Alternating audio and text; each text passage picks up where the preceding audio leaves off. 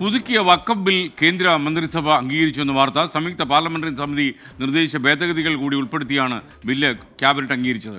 വഖഫ് ഭേദഗതി ബിൽ അടുത്തയാഴ്ച പാർലമെന്റിൽ അവതരിപ്പിക്കും. വിനീത വിജി വിവരങ്ങൾ നൽകുന്നു. വിനീത, ബില്ല് റെഡിയായി കഴിഞ്ഞു, പറയൂ അനന്തരം. തീർച്ചയായും ബില്ല് സൂചിപ്പിച്ചതുപോലെ തന്നെ റെഡിയായി കഴിഞ്ഞു. ഇനി അത് അവതരിപ്പിക്കുകയാണ്.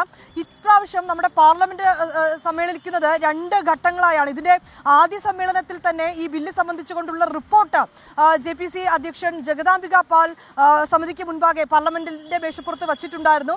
ഇതിന് പിന്നാലെയാണ് ഇപ്പോൾ ഈ ബില്ലിന് കേന്ദ്രമന്ത്രിസഭ അംഗീകാരം നൽകിയിരിക്കുന്നത്. ഇതിന്റെ അടുത്ത ആഴ്ച ഈ 2ാമത്തെ ഘട്ടത്തിന്റെ സെക്ഷൻ പാർലമെന്റ് ആരംഭിക്കും. ആ സെക്ഷനിലായിരിക്കും ഈ ബില്ല് അവതരിപ്പിക്കുക. ഈ JPC മുന്നോട്ട് വെച്ചിട്ടുള്ള ചില നിയമനിർദ്ദേശങ്ങൾ, ഭേദഗതികൾ ഉൾപ്പെടെയാണ് ഇപ്പോൾ ഈ ബില്ലിന് അംഗീകാരം നൽകിയിരിക്കുന്നത്. നേരത്തെ തന്നെ പ്രതിപക്ഷം ഇതുമായി ബന്ധപ്പെട്ടുകൊണ്ടുള്ള ചില ആരോപണങ്ങൾ മുന്നോട്ട് വെച്ചിട്ടുണ്ടായിരുന്നു. ഈ പ്രതിപക്ഷത്തിന്റെ ആവശ്യങ്ങളോ ഇവർ മുന്നോട്ട് വെച്ചിരിക്കുന്ന നിർദ്ദേശങ്ങളോ ഭേദഗതികളോ ഒന്നും തന്നെ ഈ വഖഫ് ബില്ലിൽ ഉൾപ്പെടുത്തിയിട്ടില്ല എന്നുള്ളതായിരുന്നു പ്രതിപക്ഷത്തിന്റെ ഒരു ആരോപണം.